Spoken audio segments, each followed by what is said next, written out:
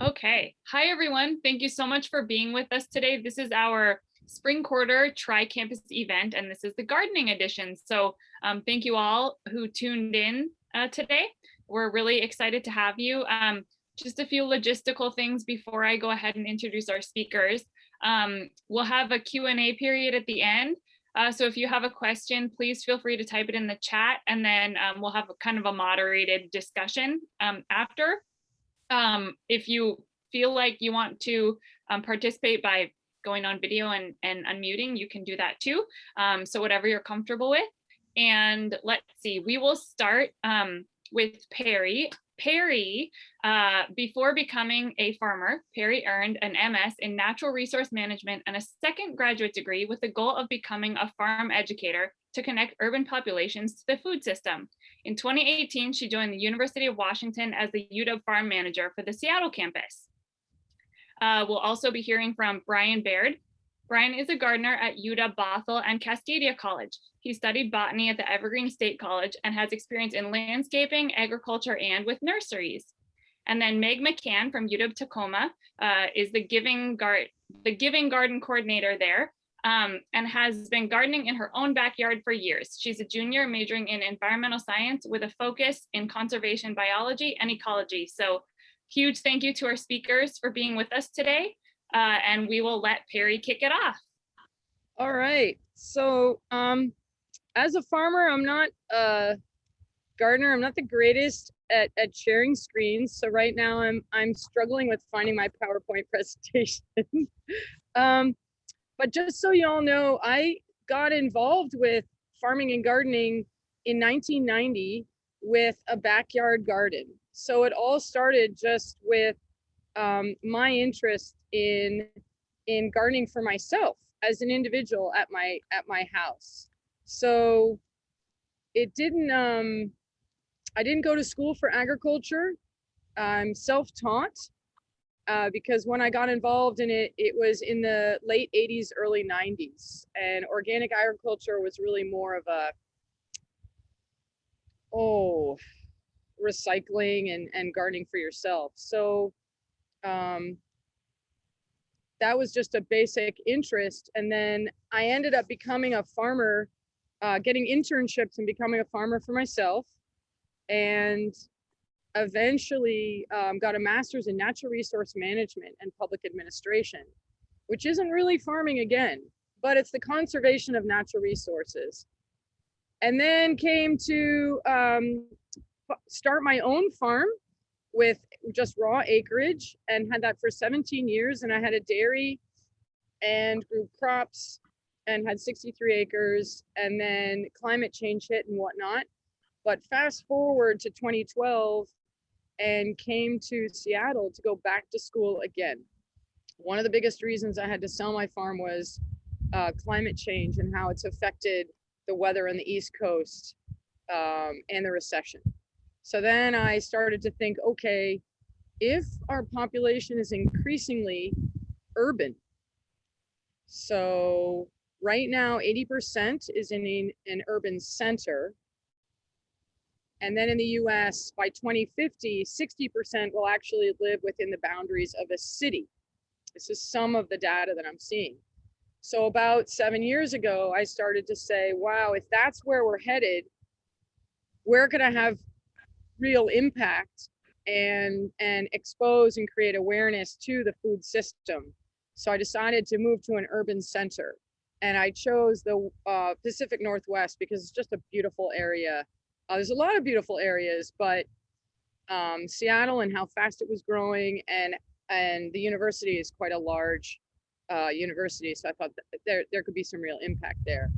And then got a master's in education to combine with farming and natural resource management, and took over the UW farm manager's position in April of 2018. And we grew last year 11.5 tons of produce from about an acre of cultivated space, although the overall area that I sort of manage is about 6 acres, but a lot of it is perennial fruit and buildings. And I'm at the Mercer Court site right now, which is a 4-acre residential complex an inner city farm, and we carry everything up these stairs. So that's a real challenge, but a great model for residents where everybody would have access to a growing space. Our other site is at the Center for Urban Horticulture, and that's more of a field, an open sort of fringe, urban fringe farm. And I think many of you might have questions about COVID, so I thought I'd just briefly talk about, we have 3 outlets for our food, primarily UW Food Pantry and UW Dining, so the cafeteria is on campus, and a CSA, which is a weekly box of produce that goes out into the community, whether you're UW or not UW.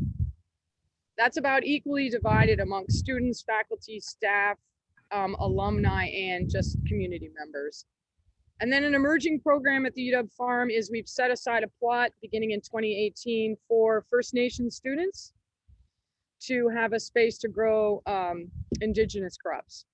Because both of the sites that we farm as a campus farm are actually on culturally significant Coast Salish locations.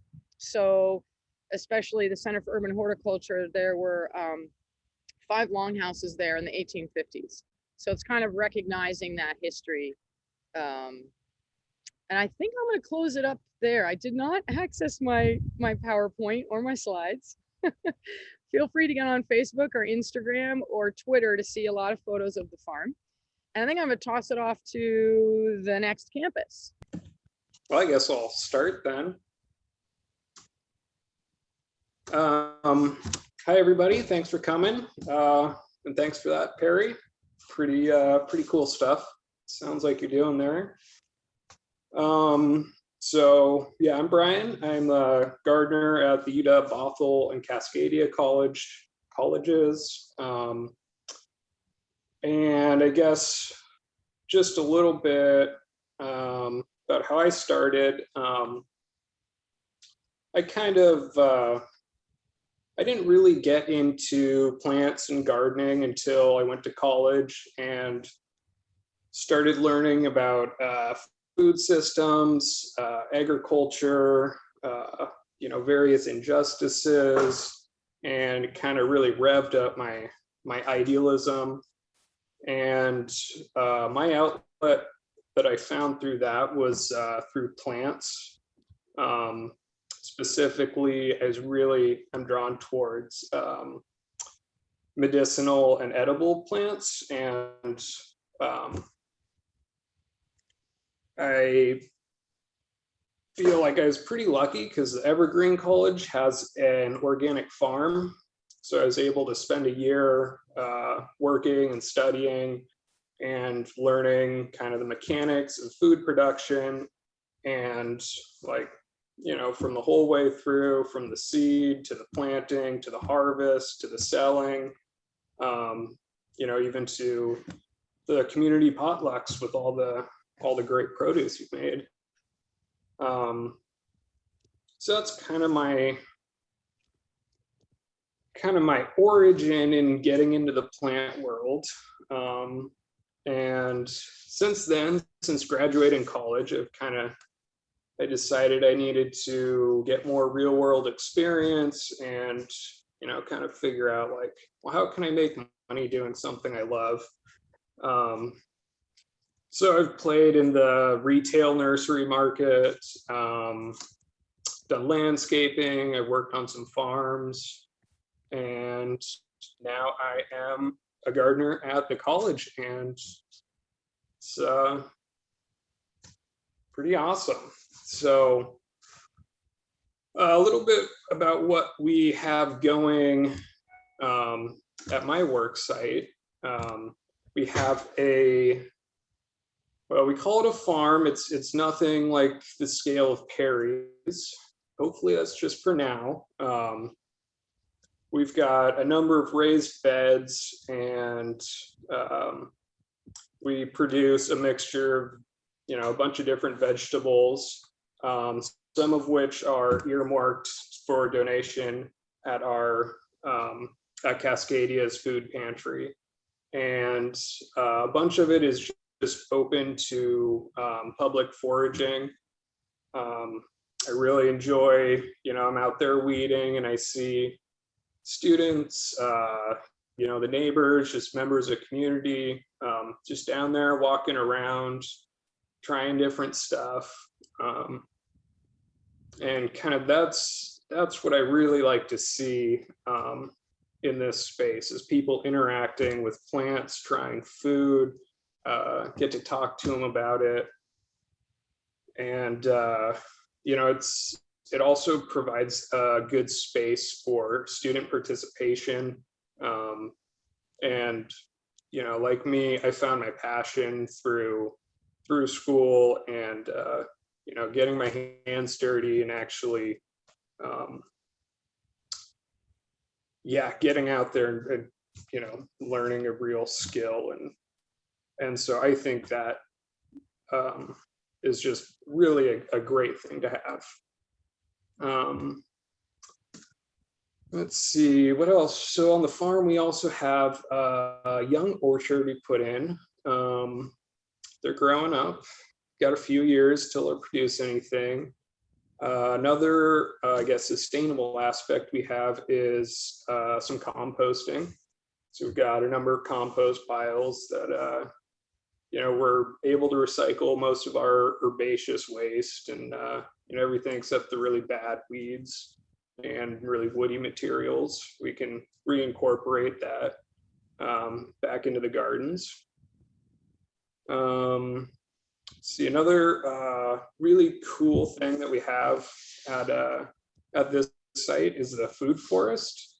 And a food forest is it's a little different than an orchard in that it's trees, but then it's also mixed in with shrubs and ideally some ground layers. And it's more of a kind of a forest-like ecosystem that provides food. And we have it in the middle of campus, and it is, I would say, one of the most talked about gardening features from my experience. And yeah, it's really cool. Bunch of really strange fruit and nut trees. We've got some pawpaws, which if you've never tried, I'm hoping they'll fruit soon, and you should definitely come and check them out because they're unique and I think pretty delicious. So beyond that, we have an apple orchard, which is just another great benefit that's that actually produces. People love to wander around and pick apples, bring their little kids. It's very nice. Then that's I guess the main things around campus I wanted to talk about. And I guess I could just keep rambling. If you want me to take up more time, I can, but I think that's a good place to hand it off. Awesome. Thanks, Brian. That was super interesting. So now let's toss it over to Meg from UW Tacoma. Cool. Hi guys, I'm Meg. I am the garden coordinator over here at the Giving Garden here at UW Tacoma. So I have been the coordinator for just under a year now. It's been really exciting. Been working here since last summer. Started right in the middle of COVID, so that was really wild and really weird to start out, but we still had a great summer. Even with the restrictions and the lockdown, we ended up donating over 300 pounds of produce here to the on-campus food pantry. So that's where we donate all of our food that we grow. So that was great. The Giving Garden, it's on a small plot of land here right in the heart of downtown Tacoma.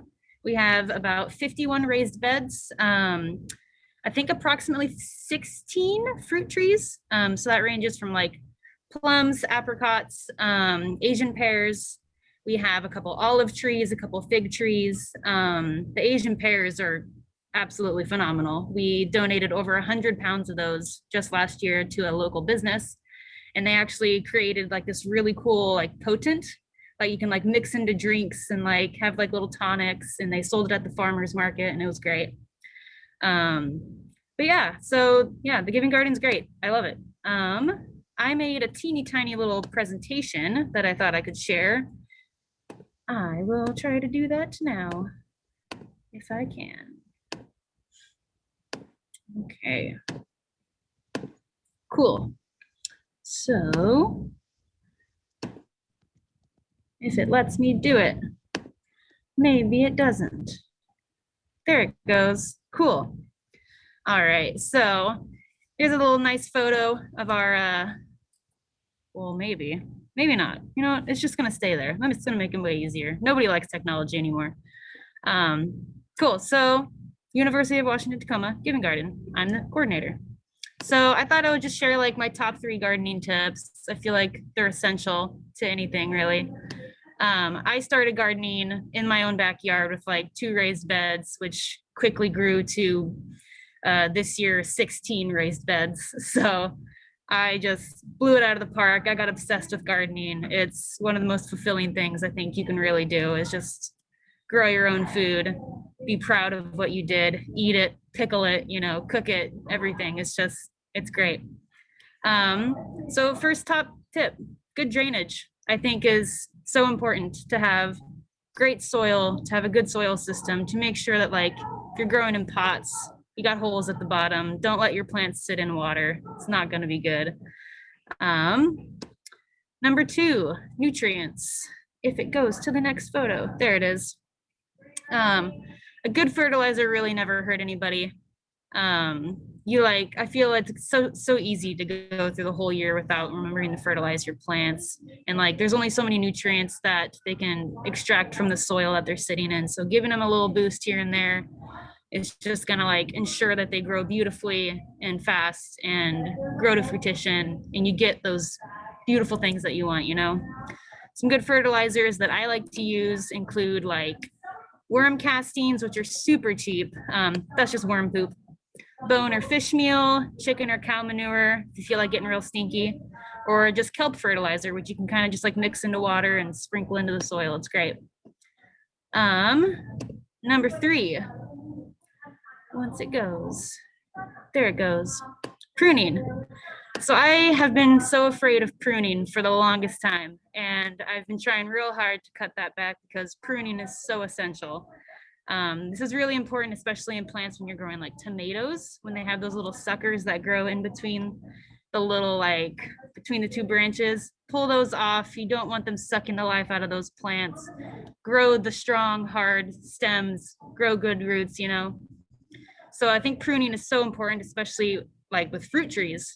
Got to make sure that there's no dead growth. Just basically put all the life into the parts of the plants that will produce. So yeah, thought that would be fun. Those are my top 3 tips. Pretty easy. Yeah, that's about it. Awesome. Thank you, Meg. Those were great tips. So for Perry, Brian, and Meg, we have a quick question here from Angela. It says, the soil in West Seattle is clay, clay, clay. Suggestions? Great. I guess we could each give our tidbits and go around, right? Each campus? Yeah. So I used to run the farm in Woodinville called Sage, now Viva Farms. And that's 300 feet deep of solid silt. So building up. I would say another thing is to break open the soil with like a broad fork or a pitchfork. So really you want to get air in there, and that's true with any soil. Is right now is a really great time is to open up your soil in a way that's not inverting the layers. So you're maintaining the layers of the soil, and you're doing it with a pitchfork or even a shovel to just open it up and let air get in there, and rain. That'll help. I'm sorry, I'm at Mercer Court, which is super urban. There's a lot of trucks going by, but getting down 1.5 to 3 feet if you can is really, really good idea. And then bringing in some materials like compost. One thing, I like the 3 tips that Meg just said. Is a really important thing is getting a soil test or getting a handle on your soil. And King County, for anybody who lives in King County, there's a free soil test service. Outside of Seattle, if you're further away, there are other places you can get your soil tested. You may pay like $25 or something. Or you have a friend who lives in King County and they will send in the soil test for you. So this is really, really great to get a handle on what is the soil that you're working with. What are the ingredients that you're working with? And then bringing in material on top, compost, and then is where you should start. I would add to that sun. So you're going to want to figure out what kind of sun hits the planted space. So what is your orientation? East, west, north, or south? And then how many hours of sunlight do you have in your area? Because that'll determine whether you're going to have sun-loving crops like peppers and tomatoes, or whether you're going to have shade-tolerant crops like lettuces or beets. We've been able to grow potatoes in only 4 hours of sunlight. So that's like some just good tips, is soil, light, right off the bat is getting a handle on those. And then I'm gonna toss it to other people.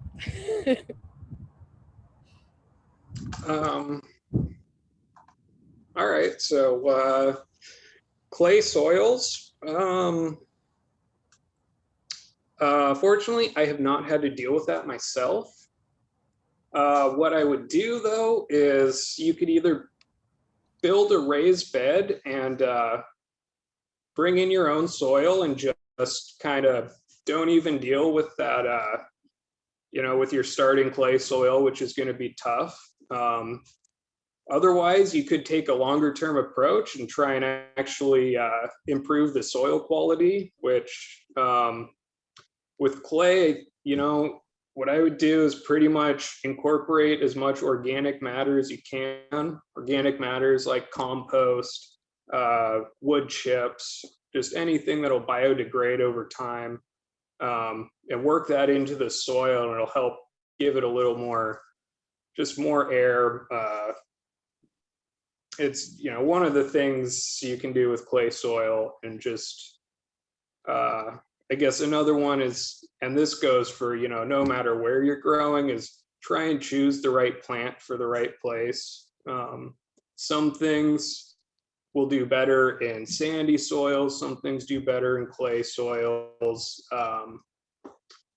And yeah, really, really getting to know exactly where you're at, how much sunlight, how much water, what kind of plants are possible, what kind of plants you want, are just, a few of the many questions to start with.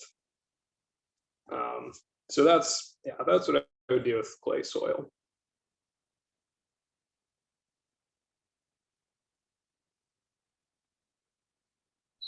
Awesome. So we have a question here that says, how do you get Asian pears to fruit? We get lots of flowers every year, but very little fruit. Yeah, we have, well, I think we all 3 of us, right? We have a fruit alley at the UW farm as well. And we have plums, apples, Asian pears. The timing of the bloom, so you need to know the variety of Asian pear, because Asian pear is a generic term. And then it needs a pollinator. Some fruit trees are self-fertile, some are not. And so knowing what that variety is, you'd need other trees to bloom near about the same time.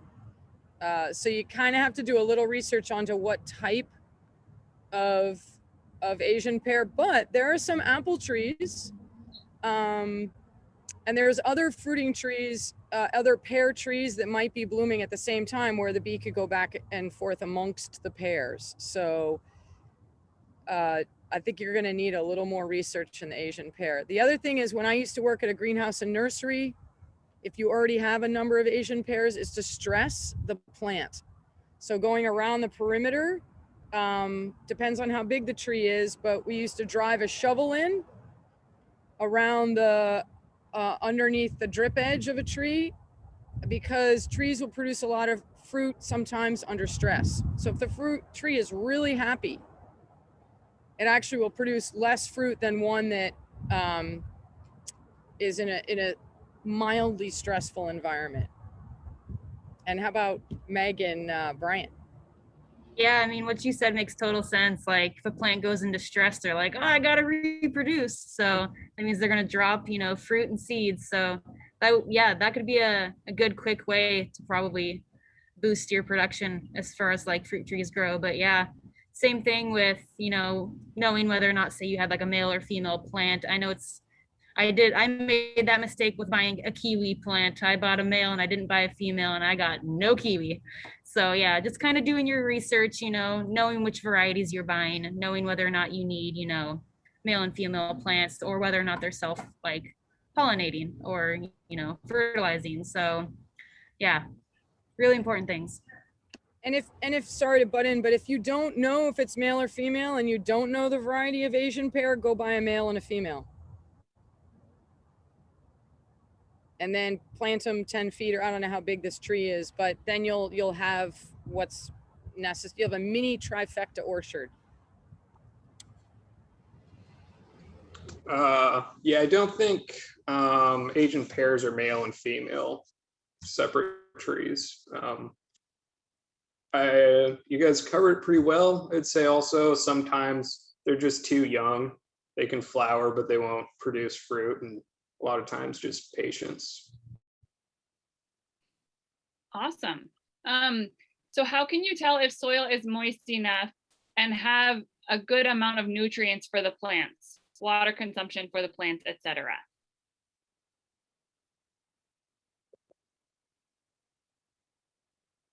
I've been chiming in first. I guess I'll just repeat. Nutrients for the plant. What nutrients each plant needs. There's an amazing resource. Steve Solomon has a guide, and I don't know about Brian and Meg about what they rely on, but when I moved out here from Maine and Vermont, Steve Solomon's guide to growing vegetables west of the Cascades is really good. And then Tilth has an amazing booklet which goes through all the plant families and what they need. You can find them at used bookstores really easily, and in libraries. So each plant family requires different cocktail of nutrients, I guess. And so you can do further research, but root crops versus fruit crops. Root and leaf plants require less nutrients than something that's going to fruit, just in general. Real basic, but it really gets down to what does your soil look like and doing a soil test, because until you know that information, it's really hard to know what you're starting with. Once you know that, in your soil test, when you get it back, it'll give you a whole guide on how to amend your soil for your specific crops. And I'm going to stop there if Meg and Brian want to chime in. Yeah, I mean, I think what you said is pretty spot on. Just like knowing what's in your soil, doing a soil test, knowing like whether your pH is out of whack or just right. Like, do you need to make it more basic, alkaline, all that. I think it's also like really important to know what you can grow or not grow in your soil once you get that soil test back too, because like say you want to grow all root crops, like potatoes, carrots, parsnips. If you have solid rock clay soil, you're not getting any roots. So like you got to do that test, pull up your soil, really amend it, put some sand in there, compost. Just like I have a rule of thumb that if I can grab slightly moistened soil in my hand, and if I crumple it and it doesn't loosely fall off or it kind of clumps together, I'm probably not doing something quite right. So I think it's really all about just like getting dirty, putting your hands in the dirt, doing what gardening is. Yeah, sorry, you inspired me. Sorry, Brian. One thing I do on a daily basis is I go down to the bed where we're planted, and I just quickly dig a hole about 4 to 6 inches deep. You could get a moisture meter and I reach in and I grab the soil, which is easy for annual crops, harder to do with perennials or a food forest. And I'll grab some soil, I'll squeeze it. If it makes a ball, great. I might be at 50% moisture. If I can toss it in the air and catch it and it still stays together, I'm probably a little over 50% moisture. If I catch that little ball of soil and it breaks into fragments or it couldn't even form a ball, it's time to irrigate or water. So it's going to be less than 50% moisture. That's just a basic way that I test the soil. But you want to go down in, not just the top surface, unless you just planted carrots or beans or peas or beets. That seeds are right on the surface of the soil, just scratching next to the bed. If that inch is just like dust, you're gonna want to irrigate. All right, Brian. Well, those were pretty good answers. I think that's really good advice. I personally find I'm just not really willing to do that. And as far as, like seeing if there's nutrients or not, I'll plant the stuff, and if it looks happy, then I know it's okay. If it looks bad, if it's not growing very well, if it starts yellowing, I'll know that something's not right. And I mean, I guess kind of my theory is I'm happy to let stuff fail and just monitor and learn and continually improve my soil until I reach that magical day when I cannot add any fertilizer and it will be a beautiful, big, bounteous, healthy garden. Then water, stick your finger in, make sure it's moist a couple inches down. Watering is very important and very hard to do, right? Wow, these are really, really great tips. So we have a question about compost. It says, it seems a lot of people are intimidated to start composting because it can be very technical, i.e. the right mixture of browns and greens, not having enough space, what not to put into it, etc. Any tips for people who want to start composting or do something with their food waste instead of throwing it into the garbage? Yeah, Brian. I would love to start. So I think home composting is awesome. Since I moved into my house last year, we have composted, I think, at least 99% of things, everything except the green compostable bags. And yeah, I think it's really, it doesn't need to be hard. I simply have 4 pallets in a box shape, and I throw all my food, kitchen scraps, including meat and bones, any leaves, grass, small twigs. You want to make sure it stays moist, and kind of got a fork and I mix it around every now and then. And I don't worry about it heating up and killing all the seeds. I just let it sit there for 6-8 months, and then I hit this time of the year and I start spreading it out in the garden beds before I plant.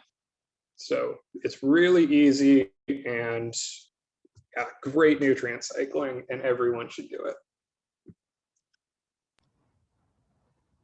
I totally like Brian's approach.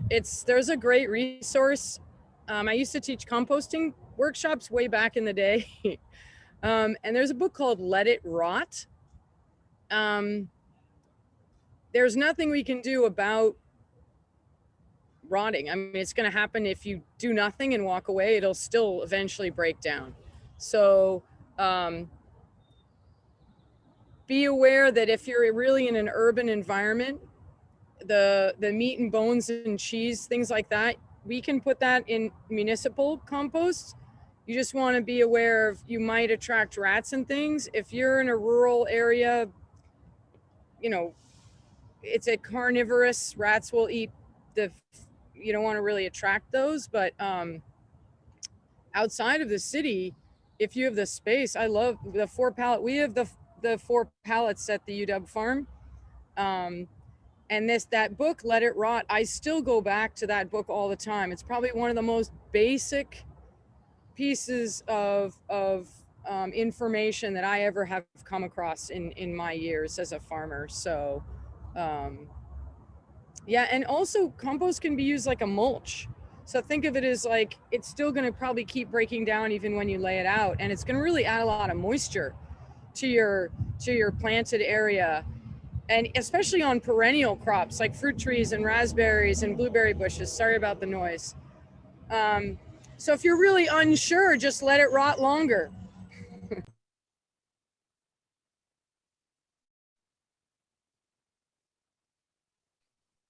Fabulous.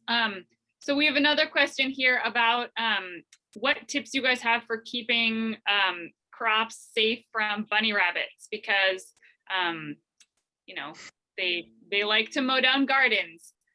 So if you guys have any tips, let us know.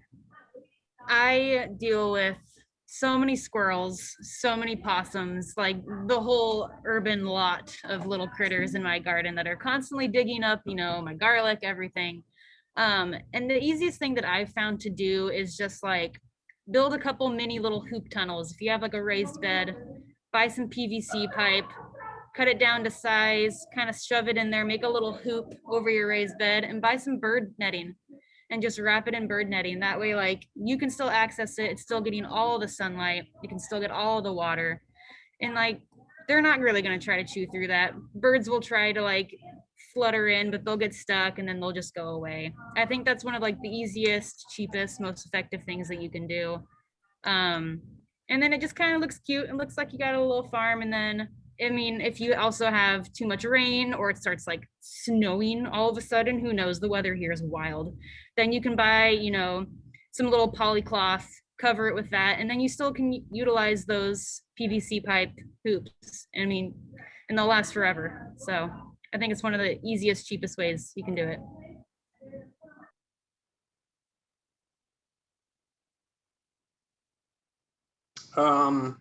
Yeah, so we've got bunnies. I've been using, let's see, wire fencing, maybe that tall. You just buy it at Home Depot.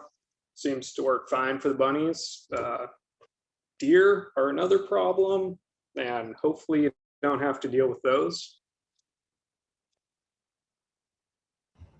Yeah, so in front of me, where you all can't see, I'm going to turn it around, but I'm on the street level beds, and they're blueberry bushes, fruit trees, and raspberries. And because of food safety, we have to do a pretty aggressive monitoring of all the rodents at the farms, and hardware cloth. So I would add to Meg and Brian's saying that hardware cloth is basically 1/2 inch wire, and you can buy it in a roll at a local hardware store. It's funny that it's called hardware cloth, but we just make a cylinder around blueberry bushes because the bunnies will just gnaw off the blueberry bushes down to like 6 inches tall.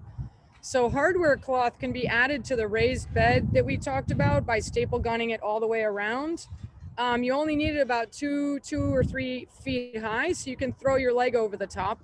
If it's a small area, it's just to put bamboo poles and use zip ties and add hardware cloth around a perimeter for temporary. Also in front of me, I have a floating row cover. So floating row cover is the, it's the white stuff you see right there.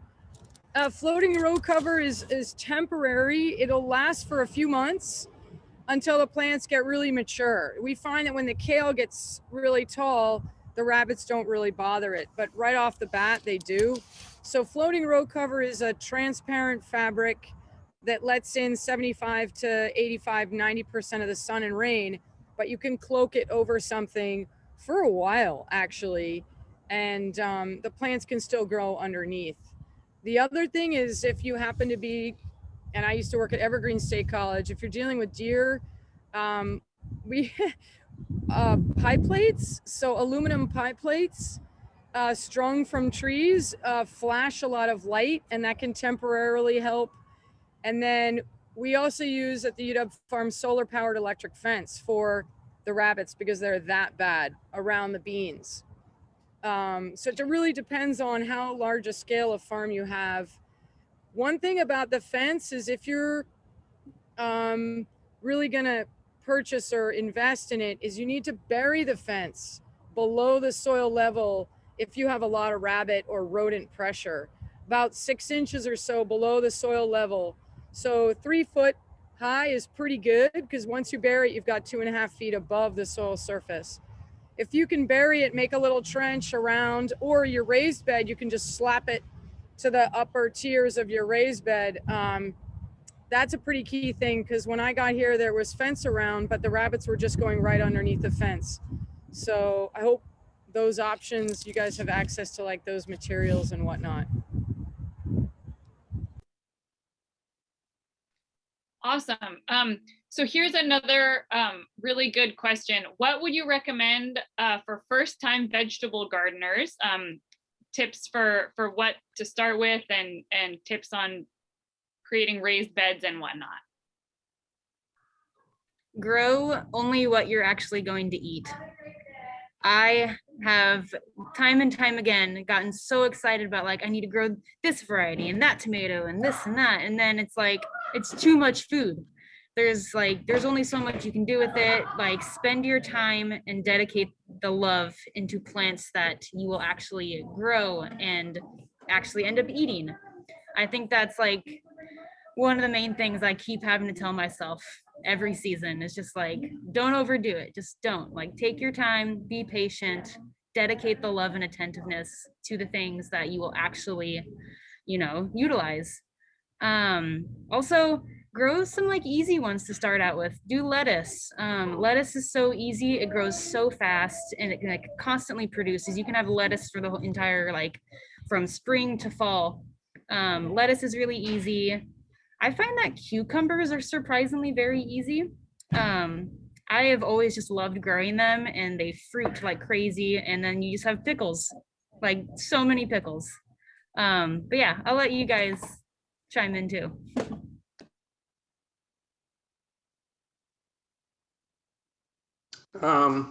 Okay, I can go next. First time vegetable gardening. I would say if you want to be successful, start with good soil. So one of the best ways to do that is just build a raised bed and get some mix from the store. As far as what you're going to grow, you should figure out how much light the space gets, which will determine what's going to do better there or not. And then for more specifics on what you get and what to do about it, I would highly recommend going to a good nursery like Sky Nursery or Molbach's or Swanson's. They have you can get starts, which are, I would say, easier than seeds to begin with, and just a knowledgeable staff who should be able to answer your more specific questions and give you real-time kind of tips and advice. Yeah, so this is, I would say, something I say to students. I think world hunger could be solved if everybody had a zucchini plant. It's one of the easiest things to grow if you have sun.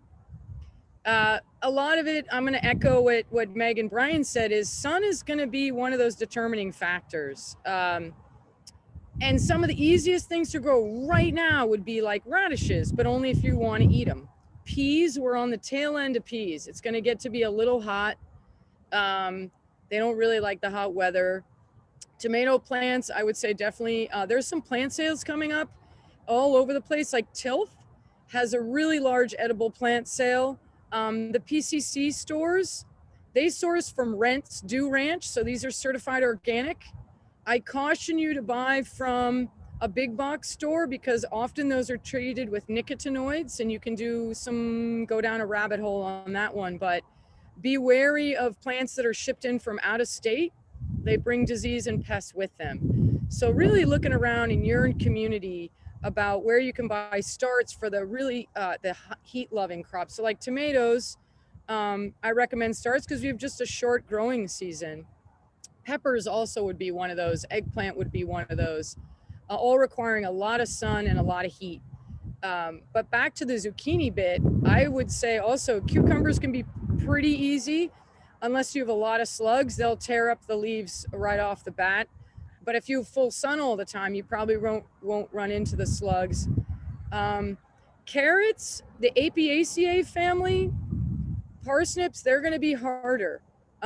Beets, they're going to need 3 weeks of moisture to germinate, you know, pretty regular moisture. But after that, with these root crops, it's going to get easier. Swiss chard, any of the leafy greens are pretty easy to grow.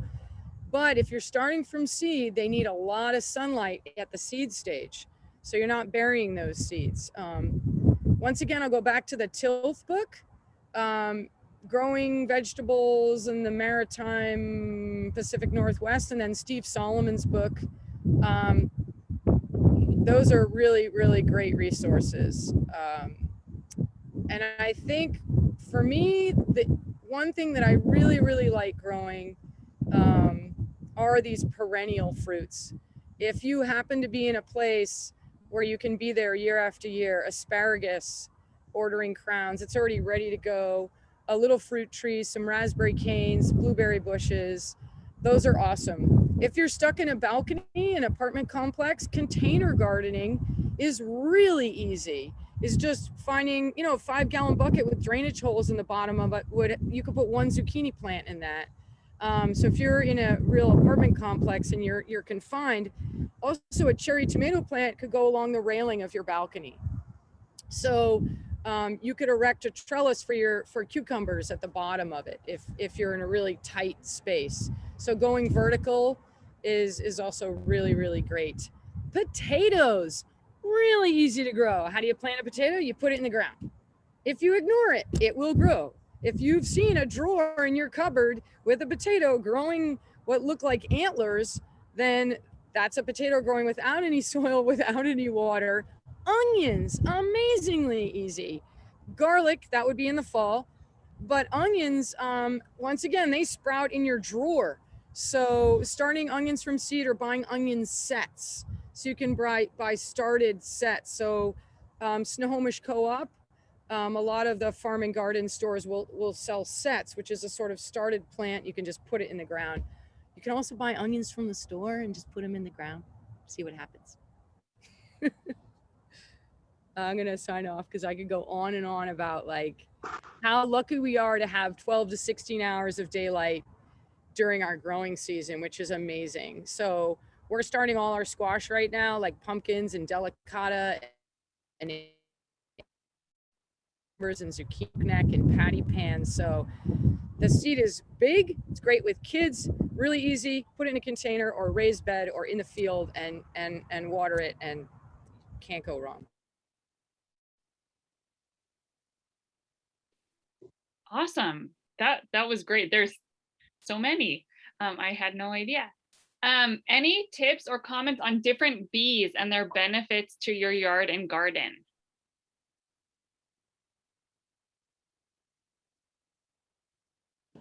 I don't know like much about the different types of bees, but I know that having a good system of pollinators for any garden is incredibly key. Really just making sure that you, I don't know, have a couple flowers here and there, pot up some things that really attract the pollinators, whether that's going to be flies, bees, butterflies, whatever goes from flower to flower and is going to pollinate those things. Obviously, you don't want to attract like wasps and hornets, but like most of the plants that if you're going to grow like say cucumbers or squash, or like if you let your brassicas go a little too long and they sprout, you know, some yellow flowers, like those are some of the best flowers that you can have to attract bees, especially bumblebees. Yeah, really just having the flowers, building that system. Lots of lavender. Lavender is so good. One, you can use it, you can eat it, turn it into lotion. It's beautiful regardless. It's going to attract all the pollinators. Yeah. Um, yeah, I'd say flowers. You know, you can kind of look around and watch different ones that bees really like. Just in general, I'd say having a lot of different flowers that bloom at different times will bring in insect diversity. And a big one on that too is I would stay away from the use of pesticides. For the most part, that's, you know, those are chemicals that kill insects, and yeah, I would just stay away from that because they're not good for the bees. They're also not good for the aphids, but there's a whole balance to find there. Yeah, we have some insectaries. So we planted 2 pollinator plantings at the CUH site and 2 insectaries / pollinator plantings here at the Mercer Court site. And that's to have an undisturbed place that is available to overwintering insects that is really close to the planted places. So in that is a whole diversity that Brian and Meg were talking about. So borage, right now the bees are in the borage, which is a really cool edible flowering plant. And you can look up, we buy beneficial insect mix as a seed packet. And then you can just scatter it in the soil and cover it up and water it. And you'll get lots of different California poppy and calendula and lupins and all kinds of things. And like Brian said, have something blooming at a different time. And that's that place you set aside that's really dedicated to having this population of beneficial insects. And you can Google it. There's specific flowers that attract, like that are the favorites of lady beetles or the favorites of native bees or the favorites of bumblebees. The other thing is when we plant the squash family, that's melons, cucumbers, pumpkins, we actually put in every 3 feet a sunflower. So our sunflowers are intercropped with our squash because it takes on average about 10 visits from a bee, a native bee or an insect pollinator, even butterflies are pollinators, in order to get 1 zucchini. So you need a lot of visits in the Cucurbitaceae family to get your fruit. So that one is one that really relies heavily on pollinators. So we just put our sunflowers next to or every 3 feet to make sure that they're like beacons, like they're bringing them into that area itself. The insectaries are outside of the garden beds, but kind of near, because some of the plants like nasturtium, which is a great to have in your insectary or pollinator area, is actually more like a trap plant. So it'll attract aphids. You don't really want them to bring aphids into your plot.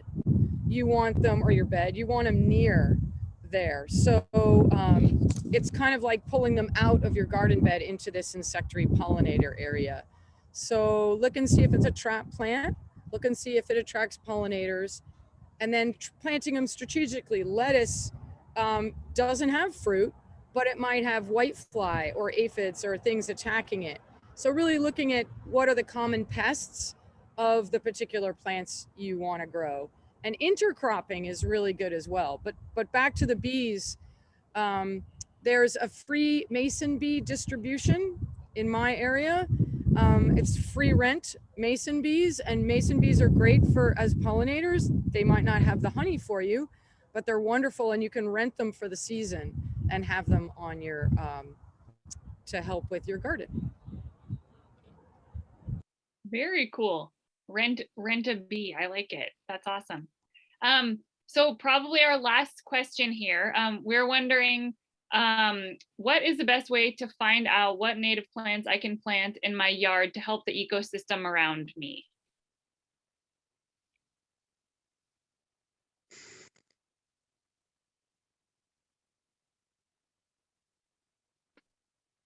Well, there's silence, so I'm just going to blurt in native plants, right? Ones that do well are the ones that are native plants.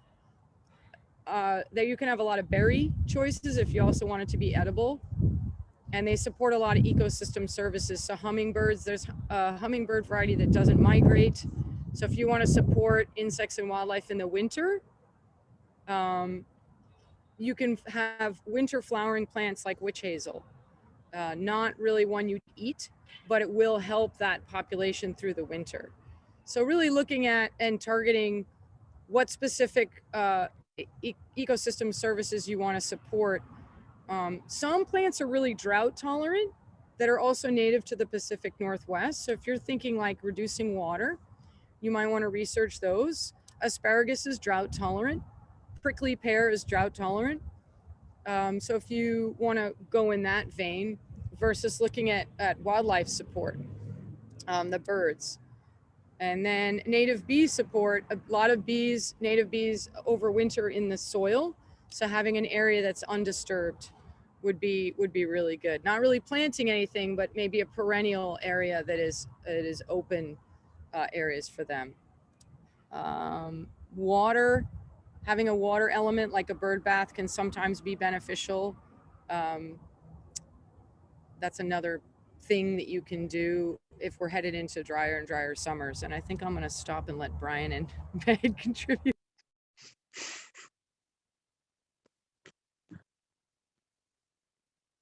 Oh yeah, that's a pretty tough question there. I mean,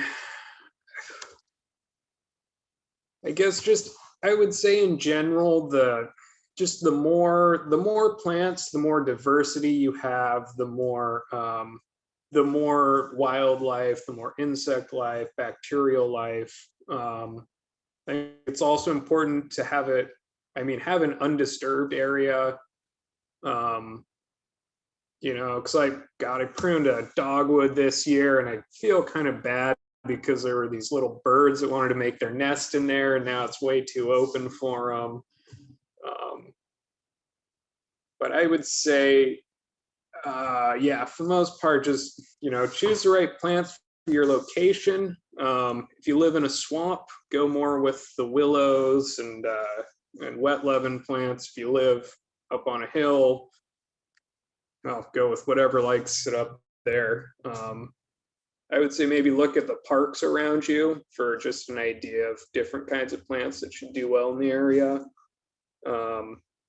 And yeah, just keep putting stuff in there and get rid of that lawn and just, yeah, get more, you know, mass and different layers and more things going on. I'll stop there. Well, this has been such a great event. I think we all learned so much. Huge thank you to Brian, Meg, and Perry for taking the time to present and then answer all of our questions. This was great, and this event was being recorded, so it should be up on our Earth Day webpage here probably in the next week or two. Also, if you're interested, we have a bunch of other Earth Day events on our website as well. So thanks everyone for joining. Awesome. We also started posting to the YouTube channel. So if you want to look at a lot of DIY stuff, there's a world of information on the internet right now. And due to remote learning and classes, we did some targeted stuff on YouTube. Honestly, we're picking up a phone and just recording what we do and how we do it. So we have some on starting seeds, soil blocking, and then like bed preparation. And we have a new one that's coming out this week on how to test your soil. So yeah, get growing.